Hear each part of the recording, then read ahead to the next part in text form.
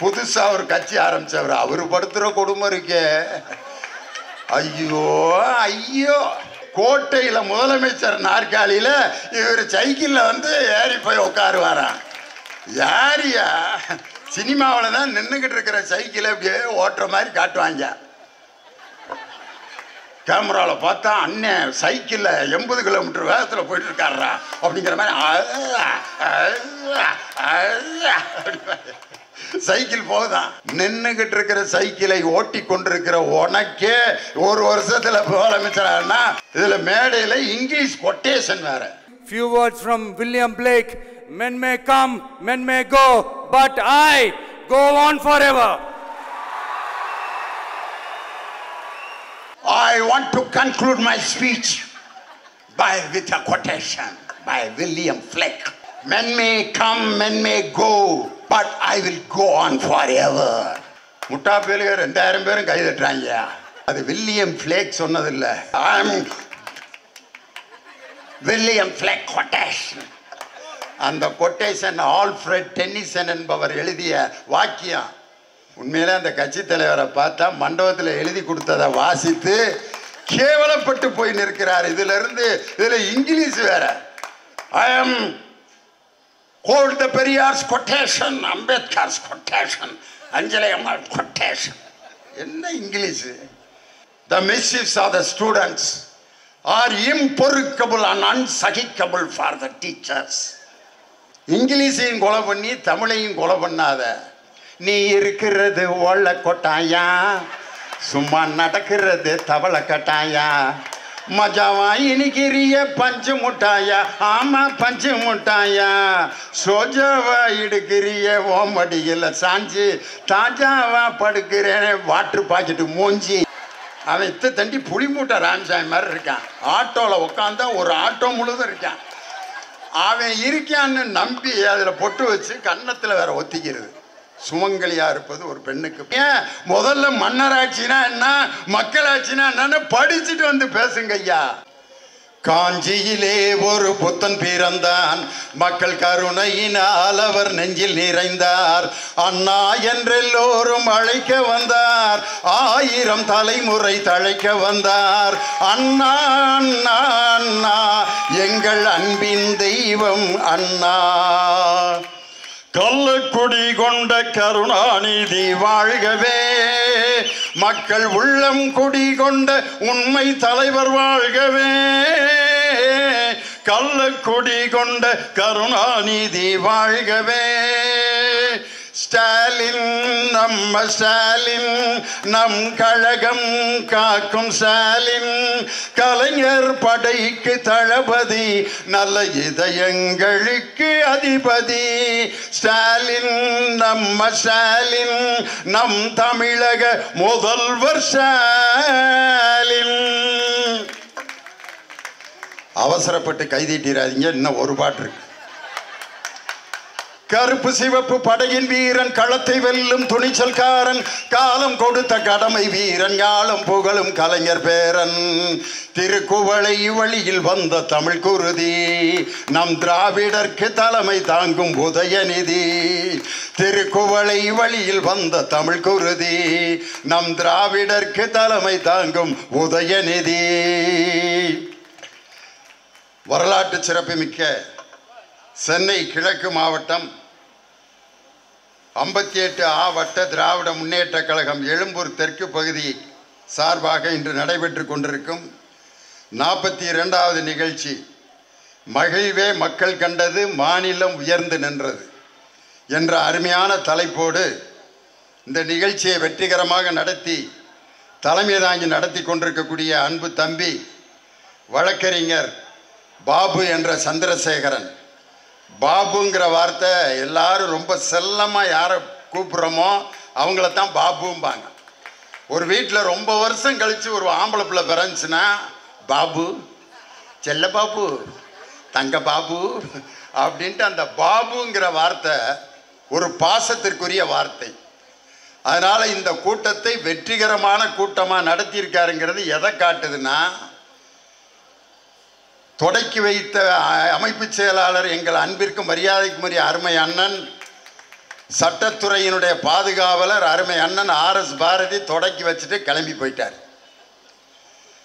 வருகின்ற திங்கட்கிழமை மானிய கோரிக்கைக்கு விவாதத்திற்கு பதிலளிக்கப் போகிறேன் என்று, அதற்குரிய தயாரிப்பு பணிகளில் நான் ஈடுபட வேண்டும் என்று மாண்புமிகு இந்து சமய அறநிலைத்துறை அமைச்சரும் மாவட்ட கழகத்தின் செயலாளருமான எனது அன்பிற்குரிய அண்ணன் சேகர்பாபு அவர்களும் அவசர பணியின் காரணமாக சென்று விட்டார்கள்.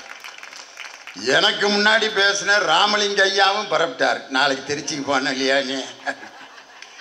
நான் இப்போ என்ன நினச்சேன், பாபும் கிளம்பி போயிடுவாரோ, அண்ணே ஒரு முக்கியமான காது குத்து இருக்குண்ணே, கெடா வெட்டு போய் சாப்பிட போகிறேன்ட்டு அவரும் கிளம்பிடுவார் அப்படின்லாம் நினச்சேன். ஆனால் மேடையில் இருக்கிற எல்லாரும் போனால் கூட என்னுடன் எங்களுடைய ரசிகர்களும் என் உடன்பிறப்புகளும் எவ்வளவு நேரம் பேசினாலும் நீங்கள் இருப்பீங்கிற நம்பிக்கையில் தான் நான் இங்கே 8:30 மணிக்கு நின்றுக்கிட்டு இருக்கேன். நம்ம சகோதரிகள் இந்த இங்கே முன்னால் உட்காந்துருக்கவங்கள பற்றி கவலை இல்லை. நான் 10:30 மணி வரைக்கும் பேசினாலும் நீங்கள் உட்காந்துருப்பீங்க. இந்த பின்னால் உட்காந்துருக்குங்க பாருங்க ஒரு குரூப்பு, அதெல்லாம் இப்போ மனசில் என்ன நினைக்கிதுன்னா, இவன் டிவியிலேயே 1.5 மணி நேரம் பேசுவானே, இந்த ஆள் எப்போ பேசி முடிக்கிறது, நம்ம என்னைக்கு வீட்டுக்கு போகிறது ஏக்கா அப்படின்னு பக்கத்தில் அப்படியே உரையாடல் ஓடிக்கிட்டு இருக்கு. அதில் ஒரு வயசான அம்மா நரச்சதலக்காரமாக சிரிக்குது. உண்மையிலே ஒரு 16 வயசு பொண்ணு ஒரு அழகான வாலிபனை பார்த்தோன்னு சிரிக்கிற சிரிப்பு மாதிரி அப்படி அன்றலர்ந்த சிரிப்பு அந்த வயசான அம்மா. இப்போ அந்த அம்மாவை நினைக்கிறேன், அந்த அம்மா 16 வயசில் எவ்வளோ அழகாக இருந்திருப்பாங்க. ஏன் இவ்வளவு மகிழ்ச்சியாக என் சகோதரிகள் இருக்கிறீர்கள் என்றால், இன்று நடைபெற்று கொண்டிருப்பது திராவிட மாடல் ஆட்சி பெண்கள் தான் என்ற மகிழ்ச்சியாகவும் கௌரவத்தோடும் சுயமரியாதையோடும் இன்று வாழ்ந்து கொண்டிருக்கிறார்கள்.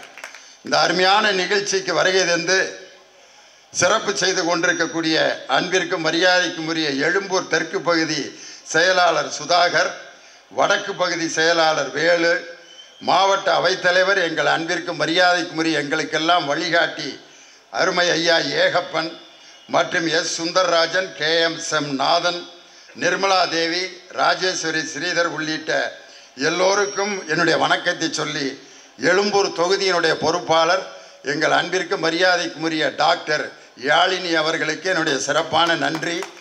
டாக்டர்னா பேசாமையே இருந்தால் தான் அவருக்கு பேர் டாக்டரும்பாங்க.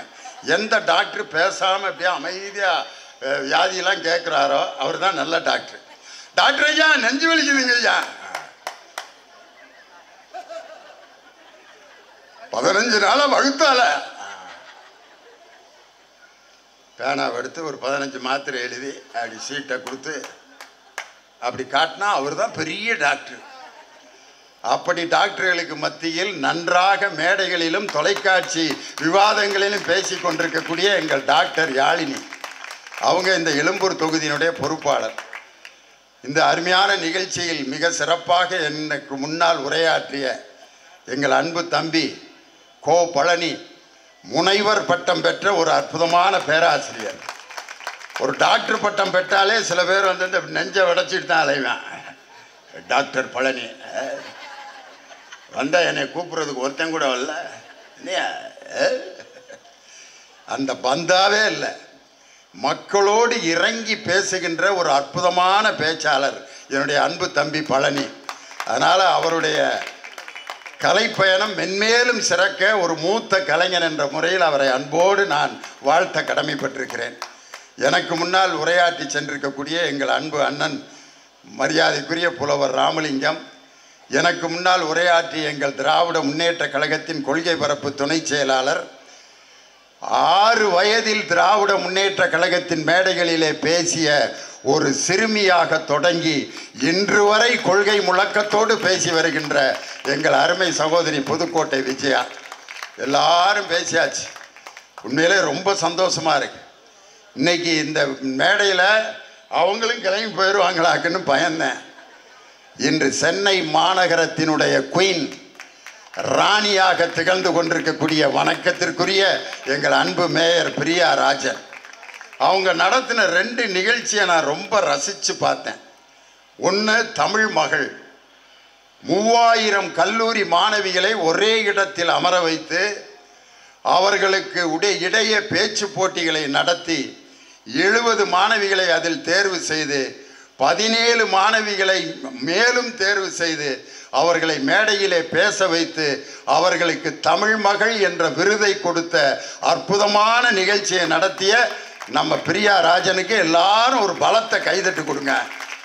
அவங்க அந்த ரிப்பன் மாளிகையில் ரிப்பன் பிரபு கொடியேற்றிய அந்த மாளிகையில் எங்கள் தலைவர் மேயராக இருந்து கொடியேற்றிய அந்த மாளிகையில் என் தங்கை பிரியா ராஜன் தேசிய கொடியை ஏற்றிய அந்த பெருமையை உண்டாக்கியது தான் திராவிட மாடல் ஆட்சி. தமிழ் மகள்னோன்னா நமக்கு என்ன ஞாபகம் வரும்னா ரிக்ஷாக்காரன் பாட்டு தான் ஞாபகம் வரும். எம்ஜிஆரும் மஞ்சுளாவும் பாடுவாங்கள்ல ஒரு பாட்டு, ஆணி பொன் தேர் கொண்டு மாணிக்க சிலை என்று வந்தாய் நின்றாய் இங்கே,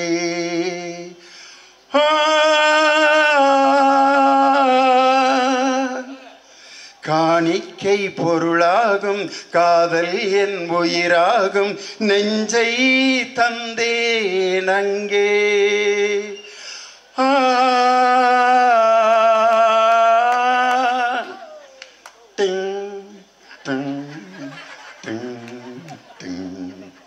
எம்ஜிஆர். அழகிய தமிழ் மகள் இவள் சிறு விழிகளில் எழுதிய மடல் மெல்ல மொழிவது உறவென்னும் குரல் படித்தால் ரசிக்கும் கனி போல் இனிக்கும் அப்படின்னு அழகிய தமிழ் மகள்னு கவிஞர் வாலி எழுதிய அந்த பாடல் தமிழ் மகள் என்று கல்லூரி மாணவிக்கு பட்டம் கொடுக்கின்ற ஒரு வல்லமை எந்த இயக்கத்திற்கு இருக்கிறது என்றால் திராவிட முன்னேற்ற கழகம் என்ற இயக்கத்துக்கு தான். அதுக்கு அடுத்து ஒரு நிகழ்ச்சி நடத்தினாங்க. அது என்னப்பா, சூரிய மகள். ஆஹா, பி சுசிலா அம்மா அந்த வயதான 82 வயசு அம்மாவை அப்படி வீல் சேரில் கொண்டு வந்து உட்கார வச்சு அவங்க பேசின பேச்சு இருக்கு பார்த்தீங்களா. நான் வயதாகி மருத்துவமனையில் இருக்கும் பொழுது எனக்கு டாக்டர் பட்டம் இசை பல்கலைக்கழகத்தில் வழங்கி 10 லட்சம் ரூபாயை எனக்கு கொடுத்த முதலமைச்சருக்கு முதல்ல எனக்கு நன்றி அப்படின்னாங்க. இந்த பக்கம் நமது அன்னியார் துர்கா ஸ்டாலின் உட்காந்துருக்காங்க. இந்த பக்கம் பெரிய எழுத்தாளர் சிவசங்கரி உட்காந்துருக்காங்க. நம்ம மேயர் தங்கச்சி கேட்குறாங்க, நீ ஒரு பாட்டு பாடுங்க, கண்டிப்பாக 2 வரியாவது பாடணும் அப்படின்னு மேயரிட்ட கட்டளையை ஒரு பெரிய 6 முறை தேசிய விருது வாங்கிய ஒரு பாடகி மேயர் கேட்டார்கள் என்பதற்காக ஒரு பாட்டு பாடினாங்க. என்ன பாட்டு தெரியுமா? தந்தைக்கு உபதேசம் செய்து தகப்பன் சாமி என்று பெயர் பெற்ற முருகா, விண்ணுக்கும் மண்ணுக்கும் சாமி என வந்த என் சுவாமிக்கும் நாதனே சுவாமிநாதா, சொல்ல சொல்ல இனிக்குதடா முருகா, உள்ளமெல்லாம் உன் பெயரை சொல்ல சொல்ல இனிக்குதடா முருகா. என்ன அழகா பாடினாங்க பாரு. ஏன் இந்த கருத்தை நான் சொல்றேன்னா, ஆன்மீகத்தையும் நாத்திகத்தையும் ஒரு பாலம் போட்டு அமைத்த அமைச்சர் நம் சேகர்பாபு அவர்கள் தான் என்பதை இன்று உலகமே பாராட்டி கொண்டிருக்கிறது. என் தம்பி பழனி சொன்னார் பாருங்க, விவேகானந்தருடைய பாறை. விவேகானந்தர் என்ன சொன்னார்? இளைஞர்களே எழுந்து நில்லுங்கள் அப்படின்னு சொல்லி ஒரு மதத்தின் பெருமைக்காக வெளிநாட்டிலே போய் பேசிய ஒரு ஆன்மீக சிந்தனையாளர் விவேகானந்தர். பிறப்புக்கும் எல்லா உயிர்க்கும் என்று பிறப்புக்கும் என்ற எல்லோருக்கும் பொதுவானவர் திருவள்ளுவர். ஆன்மீகத்தையும் சமத்துவத்தையும் ஒரு பாலத்தில் கண்ணாடி பாலத்தால் இணைத்த ஆட்சி திராவிட மாடல் ஆட்சி. அந்த கண்ணாடி பாலம் வேற யாரும் இல்லை, என் அருமை அண்ணன் சேகர்பாபு அவர்கள் தான் ஆன்மீகத்தையும் சமத்துவத்தையும் இணைத்த ஒரு பாலம். அந்த கண்ணாடி பாலங்கிறது சாதாரண விஷயம் இல்லை. கண்ணாடி பாலம் எந்தெந்த ஊரில் இருக்குது தெரியுமா? அமேசான் காட்டில் ஒரு காட்டிலிருந்து இன்னொரு காடுக்கு செல்வதற்கு அமெரிக்காவில் ஒரு கண்ணாடி பாலம் போட்டிருக்காங்க. அதற்கடுத்து வியட்நாமில் ஒரு காட்டுக்குள்ள கண்ணாடி பாலம். நம்ம இந்தியாவில் ஒரே ஒரு இடத்துல தான் கண்ணாடி பாலம் இருக்கு. எங்க? பீகார்ல. அதுவும் ஒரு காட்டுக்குள்ள தான் இருக்கு. ஆனால் கடலுக்கு மேல் முதலாக கண்ணாடி பாலம் அமைத்த ஒரு ஆட்சி திராவிட மாடல் ஆட்சி. இதை டைம்ஸ் ஆஃப் இந்தியாங்கிற அந்த பத்திரிகையில் வாக் ஓவர் த வேவ்ஸ் அப்படின்னு ஒரு கட்டுரை எழுதி, அலைகளுக்கு மேல் நடத்தல் அப்படின்னு ஒரு கட்டுரை எழுதி, அது எதையும் இணைத்த பாலம் அப்படிங்கிறதுக்கு டைம்ஸ் ஆஃப் இந்தியா பாராட்டு தெரிவிக்கின்ற அளவிற்கு ஒரு கண்ணாடி பாலம் அப்படி அமைத்த ஒரு ஆட்சி. இன்னைக்கு நமது மாண்புமிகு பொதுப்பணித்துறை அமைச்சர் சட்டமன்றத்திலே அறிவிக்கும் போது சொன்னார். என்ன சொன்னார்? அதை விட எனக்கு இன்னைக்கு வாணியம்பாடி அப்துல் காதர் ஐயாவோட கவிதையை இங்கே ஒரு முன்னாடி சொல்ல நான் ஆசைப்படுறேன். அவருடைய கவிதையை நான் கொஞ்சம் உல்டா பண்ணி அந்த கவிதையை சொல்கிறேன். அற்புதமான கவிதை. பணத்திற்காகவும் பதவிக்காகவும் கட்சி நடத்தி அடிமையாக வாழ்கின்ற எடப்பாடி பழனிசாமி ஒரு மானியம்பாடி. கட்சி பதவிக்காகவும் பணத்திற்காகவும் கட்சி நடத்தி அடிமையாக வாழ்ந்து கொண்டிருக்கக்கூடிய எடப்பாடி பழனிசாமி ஒரு மானியம்பாடி. மானியம்னா பணம். தன்னை பற்றியே சிந்தித்து கொண்டு ஒரு நாள் ஒரு வருடத்திலே ஆட்சியை பிடிப்பேன் என்று கனவு கண்டு கொண்டிருக்கக்கூடிய பனையூர் பண்ணையார் என்ற அந்த மனிதன் ஒரு தானியம்பாடி. அவர் மானியம்பாடி, இவர் தானியம்பாடி. சென்ற இடத்திலெல்லாம் கெடுதலையும் பொய்யையுமே சொல்லி இன்று தலைவர் பதவியை இழக்கப் போகின்ற அண்ணாமலை ஒரு சூனியம்பாடி. எடப்பாடி மானியம்பாடி, அவர் பனையூர் பண்ணையார் தானியம்பாடி. ஆனால் அண்ணாமலை ஒரு சூனியம்பாடி. சட்டமன்றத்தில் திராவிடத்தின் மானம்பாடிய வானம்பாடி எங்கள் தளபதி மு.க. ஸ்டாலின் என்ற வாணியம்பாடி அப்துல் காதர் ஐயாவோட கவிதை. நம்ம பொதுப்பணித்துறை அமைச்சர் ஏவா வேலு அவர்கள் சட்டமன்றத்தில் அறிவிக்கும் போது சொன்னார், வைக்கம் போராட்டத்தினுடைய அந்த 100ஆண்டு விழாவுக்கு நம்ம தலைவர் கேரளாவுக்கு போயிருக்கார். அங்கே பெரியாரை பற்றிய ஒரு அருங்காட்சியகம் அமைக்கப்பட்டிருக்கிறது. அதில் பெரியாரோடு யாரெல்லாம் இருந்தார்கள் என்பதற்கான புகைப்படங்கள் வரிசையாக வைக்கப்பட்டன. என்னென்ன புகைப்படம்லாம் வைக்கணும்னா அவர்கிட்ட லிஸ்ட் கொடுக்குறாங்க. எல்லாத்தையும் டிக்கெட் சார். எல்லா முதலமைச்சர்களும் பெரியாரோட இருக்கிற மாதிரி புகைப்படம் இருக்கு. முன்னாள் முதலமைச்சர் ஜெயலலிதா அம்மையார் பெரியாரோட இருக்கிற புகைப்படம் ஏன் இடம் பெறல? அவங்க நமக்கும் முதலமைச்சராக இருந்தவங்க, நம்ம அவங்கள மதிக்கணும். பெரியாரோட இருந்த அந்த அம்மையாருடைய புகைப்படத்தை எப்படியாவது தேடி எடுத்துட்டு வாங்கன்னு சொல்லி பெரியாரிடம் ஒரு நிதி கொடுப்பதற்காக ஜெயலலிதா அம்மையார் எடுத்த அந்த புகைப்படத்தை எங்கேயோ தேடி கண்டுபிடித்து கேரளாவில் இருக்கும் அருங்காட்சியகத்தில் ஜெயலலிதா அம்மையாரும் பெரியாரும் இருக்கிற புகைப்படத்தை வைக்க வேண்டும் என்ற ஆணை பிறப்பித்த முதலமைச்சர் நம் திராவிட மாடல் முதலமைச்சர். அவங்களையும் மதிக்கணும்னு இப்படி ஒரு பெருந்தன்மை உலகத்தில் எந்த முதலமைச்சருக்காவது கிடைக்குமா? அதை விட பெரிய அறிவிப்பு என்ன தெரியுமா? ஜெயலலிதா அம்மையாருடைய நினைவிடம் இருக்குல்ல, மெரினா பீச், அந்த நினைவிடத்துக்கு கான்ட்ராக்ட் கொடுத்துருக்காரு. யார்? எடப்பாடி பழனிசாமி. கட்டி முடிச்சிட்டாங்க. 6 கோடி ரூபா பாக்கி. யாருக்கு? கான்ட்ராக்டுக்காரனுக்கு. ஆட்சி முடிஞ்சு போச்சு 2021. கான்ட்ராக்டுக்காரன் 6 கோடி கிடைக்காம தலையில் கோடி துணியை போட்டுக்கிட்டு பிச்சை எடுத்துக்கிட்டு இருக்கானப்பா. உங்கள் அம்மாவோட நினைவிடத்தை கட்டினதுக்கு எனக்கு இந்த நிலைமையா அப்படின்னு கண்ணீர் விட்டு கதறான். நம்ம பொதுப்பணித்துறை அமைச்சர் அண்ணன் ஏவா வேலுகிட்ட அழுகுறான். அவன் கொடுத்த ஃபைலை நம்ம முதலமைச்சர்கிட்ட கொண்டு போகிறாரு அண்ணன் ஏவா வேலு. இப்படி ஒரு 6 கோடியை பாக்கி வச்சுருக்காங்கன்னு சொன்னோன்னா நம் முதலமைச்சர் சொன்ன பதில், இதை ஏன் என்கிட்ட கேட்குறீங்க? அந்த 6 கோடி ரூபாயை அவர்களுக்கு தந்து விடுங்கள் என்று ஜெயலலிதா அம்மையாருடைய நினைவிடம் கட்டக்கூடிய அந்த பாக்கியவே என் தலைவன் தாயா அன்னைக்கு கொண்டு ஃபில் பண்ணாரு. நன்றி கட்ட எடப்பாடி பழனிசாமி இன்னைக்கு பேசுகிறாரு. அதாவதுங்க, நாங்கள் எதற்காக டெல்லிக்கு போனோம்னா போய் காலில் விழுந்து எந்திரிச்சதான் வெட்ட வெளிச்சமாக ஆகி போச்சு. அப்புறம் இப்படி நாகப்பாம்பு மாதிரி சுற்றி சுற்றி என்ன பிரயோஜனம்?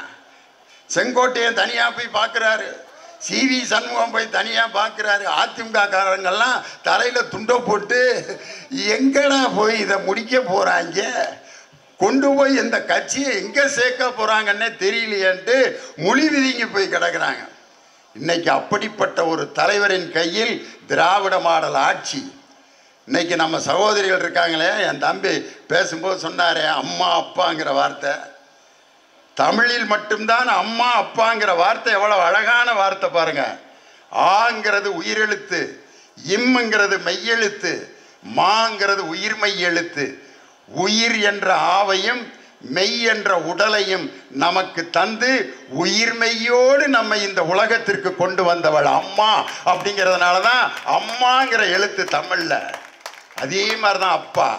ஆங்கிறது உயிரெழுத்து, இப்புங்கிறது மெய்யெழுத்து, பாங்கிறது உயிர்மெய் எழுத்து. உயிரை தந்து மெய்யை தந்து என்னை உயிர்மெய்யாக திண்டுக்கல் லியோனியை இந்த மேடையில் கொடுத்தவர் என் தந்தை அப்பா. அம்மாங்கிற வார்த்தையை நம்ம எப்போ பயன்படுத்துவோம்? வேதனைப்படுறப்ப தான்.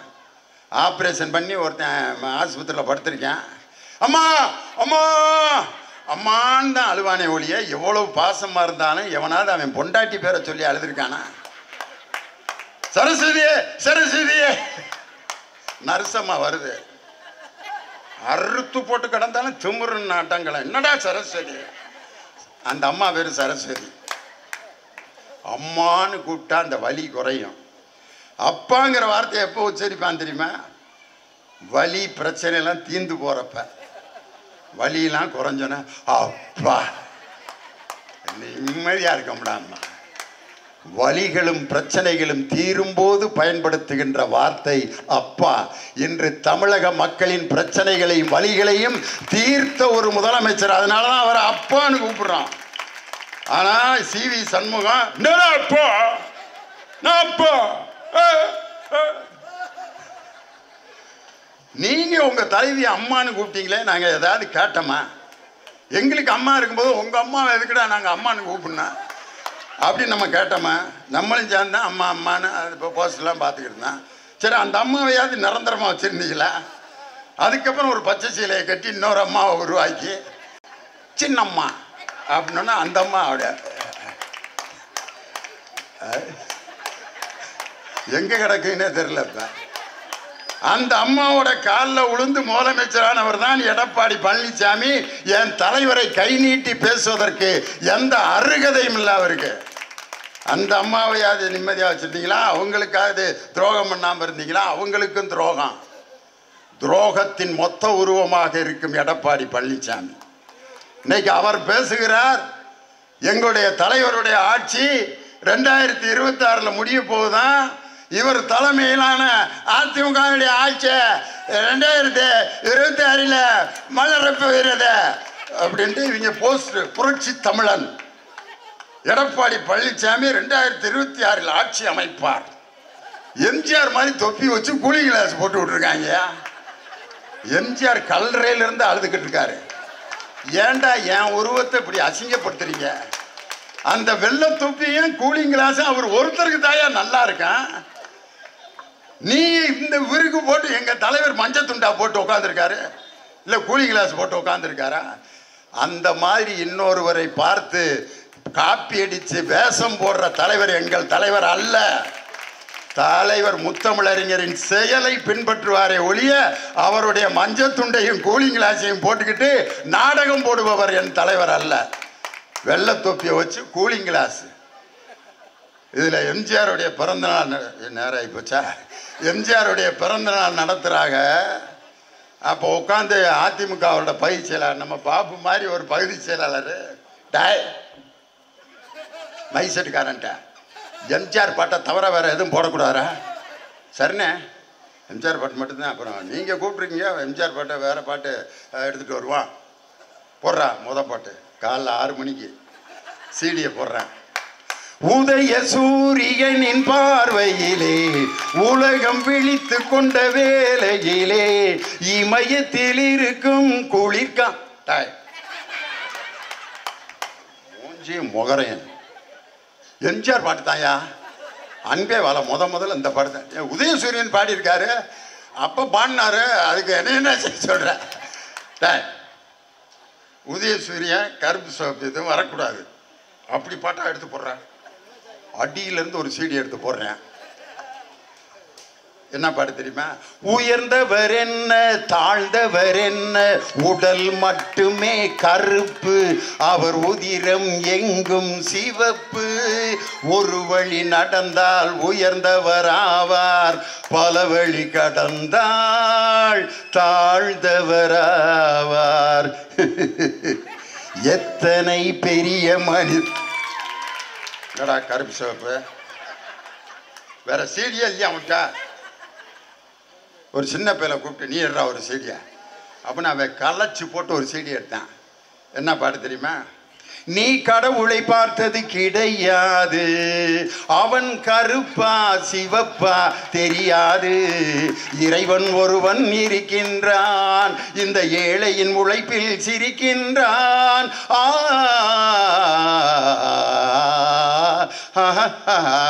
உன்னை பார்த்து இந்த உலகம், எடப்பாடிக்குன்னே எழுதியிருக்காங்க, இந்த உலகம் சிரிக்கிறது, உன் செயலை பார்த்து உன் நிழலும் வெறுக்கிறது. பார்த்தாரு பகுதி செயலாளர்.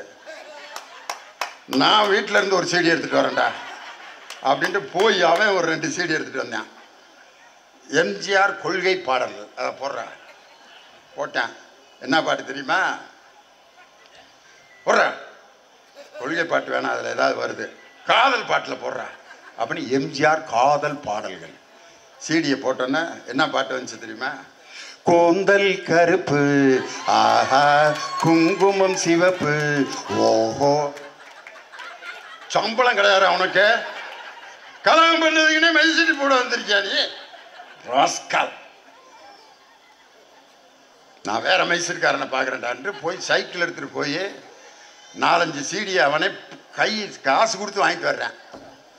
நான் போடுறேன் பாரு, போடுறேன். போட்டா என்ன பாடு தெரியுமா? சூரியன் உதிச்சதுங்க,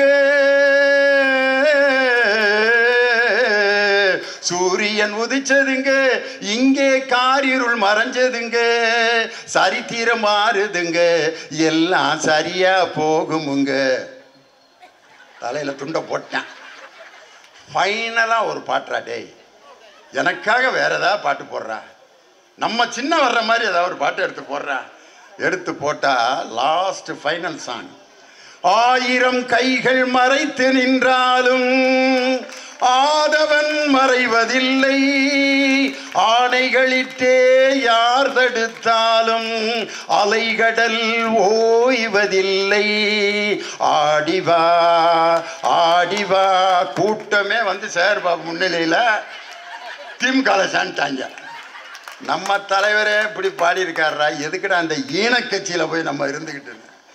எடப்பாடி பழனிசாமி அவர்களே, 2018 என் தலைவர் ஆட்சிக்கு, நீங்க ஆட்சிக்கு வந்ததிலிருந்து என் தலைவர் தலைவராக பொறுப்பேற்ற அந்த நாளிலிருந்து அத்தனை தேர்தல்களிலும் தோல்வி.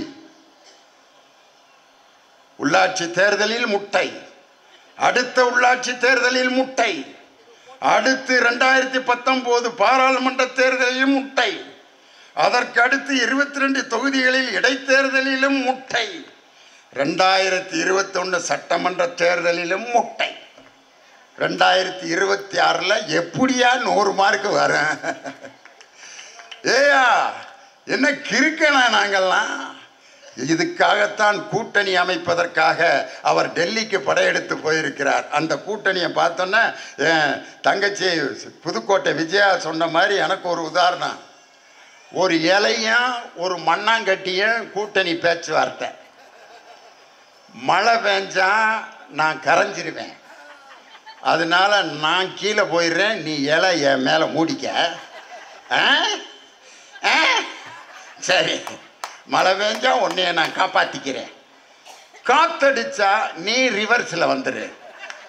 மண்ணாங்கட்டி மேலே இலை கீழே, 2 பேரும் ஒருத்தருக்கு ஒருத்தர் கூட்டணியை வச்சு ஜெயிச்சிருவான் அப்படின்னு பேச்சுவார்த்தை. மழையும் காத்தும் ஒன்றா அடிச்சிச்சு, இலையும் பறந்து போனது, மண்ணாங்கட்டி என்ற பிஜேபியும் கரைந்து போனது.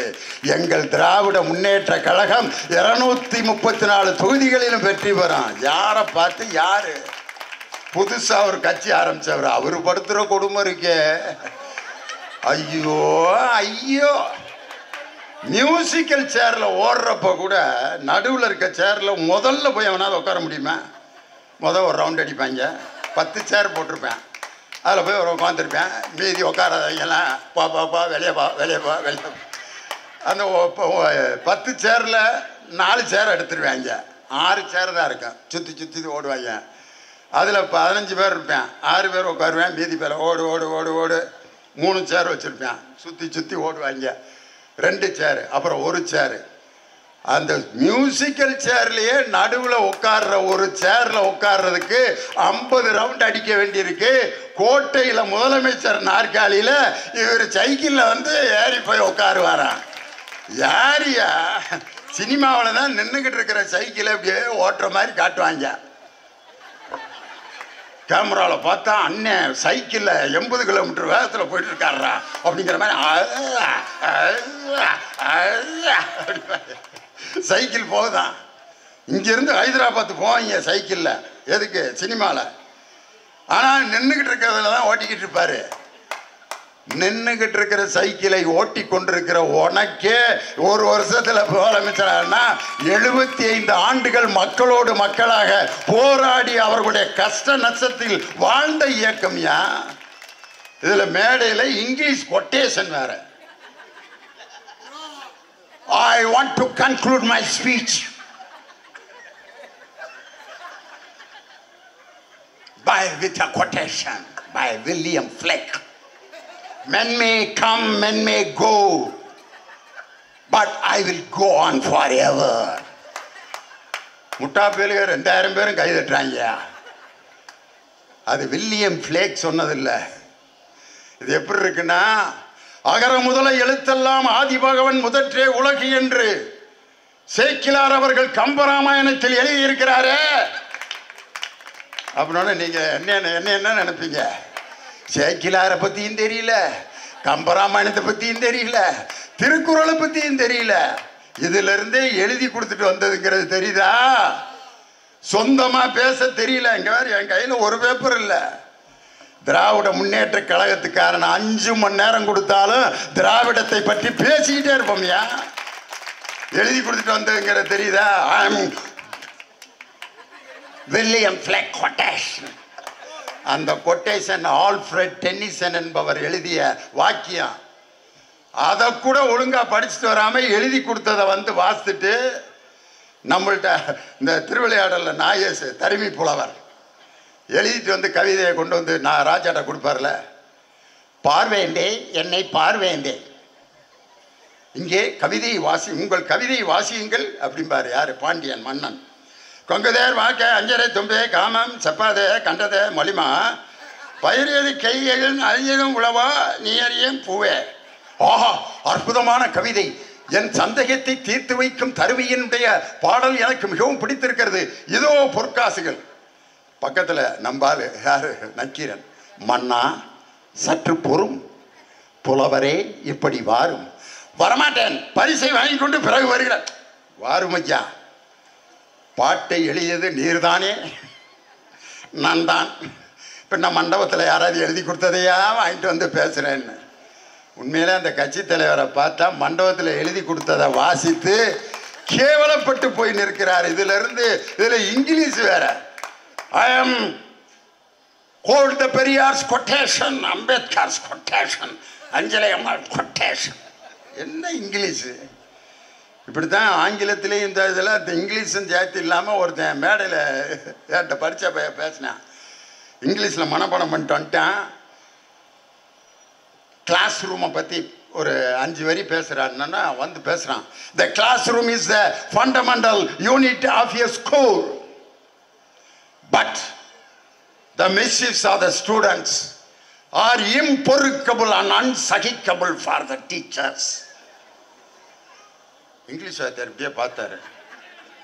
அன்சகிக்கபுள் இம்பொறுக்கபுளா, இப்படி ஒரு வார்த்தை நான் கேள்விப்பட்டதே இல்லையாடா. இம்பொறுக்கபுள் அண்ட் அன்சகிக்கபுள், இங்கிலீஷையும் தமிழையும் போட்டு உழப்பி அன்டாலரபிள்ங்கிற வார்த்தை மறந்து போகவும் அன்சகிக்கபுள் அண்ட் இம்பொறுக்கபுள் ஃபார் த டீச்சர்ஸ். இங்கிலீஷா தெரிஞ்ச வேணாங்க, தெரியலன்னா பேசாம தெரியலன்னு சொல்லிடு.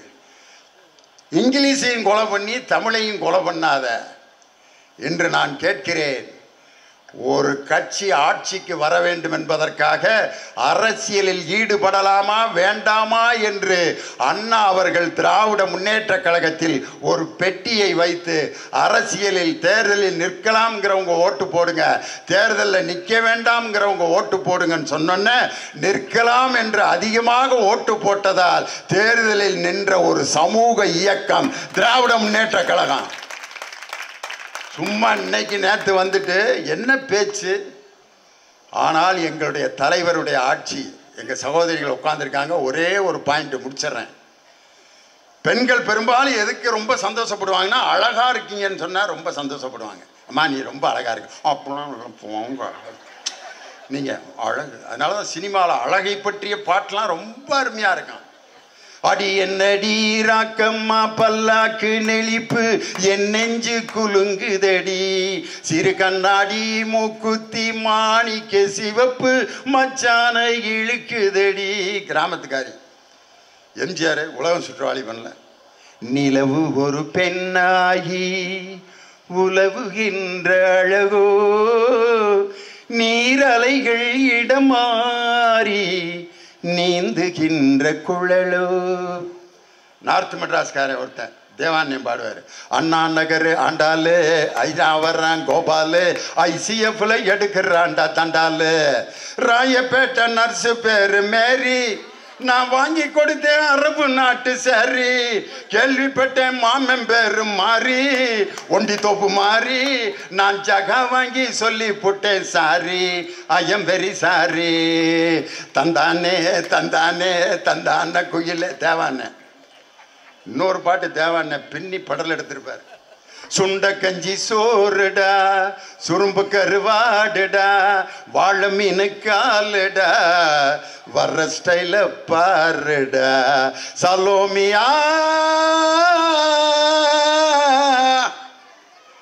இன்னொரு பாட்டு எங்க அண்ணன் தேவாண்ணன் பாட்டுல எனக்கு ரொம்ப பிடிச்சது. விதவிதமா சோப்பு சீப்பு கண்ணாடி எங்க அக்கா மக வந்து நின்னா முன்னாடி, எப்பவுமே காதல் ஒரு கண்ணாடி, அட உடஞ்சிராம பாக்குற வெங்கில்லாடி. டாவு டாவு டாவுடா டாவு லாட்டி டைடா அப்படின்னு பாடுவார். அழகு. லாஸ்டா இப்போ ஒரு அழகுக்கு ஒரு பாட்டு போட்டிருக்காங்க பாருங்க. நீ இருக்கிறது ஓள்ள கொட்டாயா, சும்மா நடக்கிறது தவளை கட்டாயா, மஜாவா இனிக்கிறிய பஞ்சு முட்டாயா, ஆமா பஞ்சு முட்டாயா, சோஜாவா இடுக்கிறிய ஓமடியில் சாஞ்சி, தாஜாவா படுக்கிறேன் வாட்டர் பாக்கெட்டு மூஞ்சி, காஞ்ச மிளகா போல நான் இருக்கிறேன்னு காஞ்சி, நீ மனசை உசு புரிய என் மீனை போல ஆஞ்சி, என் மீனை போல ஆஞ்சி, என் மீனை போல ஆஞ்சி. இவ்வளவு பழைய பாட்டை நெஞ்சாய் போக பாடினே. அப்பெல்லாம் இல்லாத சலசலப்பு. ஓலை கொட்டாய்க்கு அந்த அம்மா வயசான பாட்டியா ஆகா அப்படின்ட்டு என்னமோ கம்பராமாயணத்தில் நான் பாடின மாதிரி அவ்வளவு சந்தோஷம். அழகாக இருப்பது பெண்ணுக்கு ஒரு பெருமை தான். சுமங்கலியாக இருப்பது பெண்ணுக்கு ஒரு பெருமை. தீர்க்க சுமங்கலியாருமானா சந்தோஷப்படுவாங்க. அந்த தாலி கொடி எடுத்து கோயிலில் அந்த கொஞ்சோண்டு குங்குமம் கொடுத்தா வாங்கி இங்கே கொஞ்சம் வச்சுட்டு செவுத்து பக்கம் திருப்பி, ஏமா அதில் இப்படி வைக்கிறேன்னா அதில் அவர் இருக்கார்ல, அவன் இத்த தண்டி புளி மூட்டை ராமசாமி மாதிரி இருக்கான். ஆட்டோவில் உட்காந்தா ஒரு ஆட்டோ முழுதும் இருக்கான். அவன் இருக்கான்னு நம்பி அதில் பொட்டு வச்சு கன்னத்தில் வேற ஒத்திக்கிறது. சுமங்கலியாக இருப்பது ஒரு பெண்ணுக்கு பெருமை. அதைவிட பெரிய பெருமை ஒரு பெண்ணுக்கு தாய்மை அடைவது. ஒரு குழந்தைய பெற்று அப்படி கையில் வாங்கும்போது என்ன மகிழ்ச்சி. இது மூன்றும் உங்களுக்கு எப்படியாவது நிரந்தரம் இல்லாமல் போயிடும். அழகு இன்னைக்கு இருக்க நாளைக்கு இல்லாமல் போயிடும். சுமங்கலியாக இருப்பவர்கள் கணவன் உயிரோடு இருக்கிற வரைக்கும் சுமங்கலியாக இருக்கலாம். தாய்மை, நீங்கள் பெத்த பிள்ளைய உங்களுக்கு காப்பாற்றுமோ காப்பாற்றாதோ, ஆனால் ஒரு பெண்ணுக்கு எது பாதுகாப்பு என்றால் அந்த பெண்ணுக்கு கொடுக்கப்படுகின்ற கல்விதான். அவளிடமிருந்து யாராலும் பிரிக்க முடியாது. 5 பவுன் தங்க சங்கிலியை நீங்கள் போட்டுட்டு பஸ்ஸில் போனால் பக்கத்தில் உட்காந்துருக்கேன் பூரா திருடை மாதிரியே தெரியுவேன் உங்களுக்கு. பக்கத்தில் ஒரு அம்மா உட்காந்து இப்படி ஒத்து பார்த்துக்கிட்டே இருக்குன்னு வச்சுக்க, அத்துட்டு போயிடுவா போல இருக்கு அப்படின்னு சீலை எடுத்து இறுக்கமாக போத்திக்க. 5 பவுன் சங்கிலியை அடகு வச்சா காணா போயிடும் அல்லது அத்துட்டு போயிடுவாங்க. அதே மாதிரி உங்கள் கையில் இருக்கக்கூடிய சொத்துக்களை யாராவது ஏமாற்றி எழுதி வாங்கி விடுவார்கள்.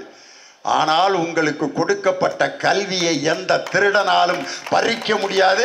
உங்களுக்கு அந்தஸ்தையும் கௌரவத்தையும் உண்டாக்குவது கல்வி. அரசு பள்ளியில் படிக்கின்ற மாணவிகளுக்கு மாதம் 1000 ரூபாய் புதுமை பெண் என்ற உதவித்தொகை கொடுத்து இன்று 3.5 லட்சம் மாணவிகள் கல்லூரியில் அதிகமாக சேர்ந்திருக்கிறார்கள் என்றால் இந்த புரட்சியை செய்த தலைவர் நம் திராவிட மாடல் முதலமைச்சர். இன்னைக்கு என் தம்பி உதயநிதி ஸ்டாலின் ஒரு கல் ஒரு கண்ணாடி போல் சினிமாவிலிருந்து அரசியலுக்குள் பக்குவமாக நுழைந்து, நல்லா கவனிங்க, ஒரு கல் ஒரு கண்ணாடி போல் சினிமாவிலிருந்து அரசியலுக்குள் பக்குவமாக நுழைந்து பல சைக்கோக்களுக்கு சவுக்கடி கொடுத்து நெஞ்சுக்கு நீதியை நிலைநாட்டிய மனிதன், மூட நம்பிக்கைகளை வேறறுத்த கழக தலைவன், நாளை இந்த தமிழகத்தை வழிநடத்த போகின்ற மாமன்னன்.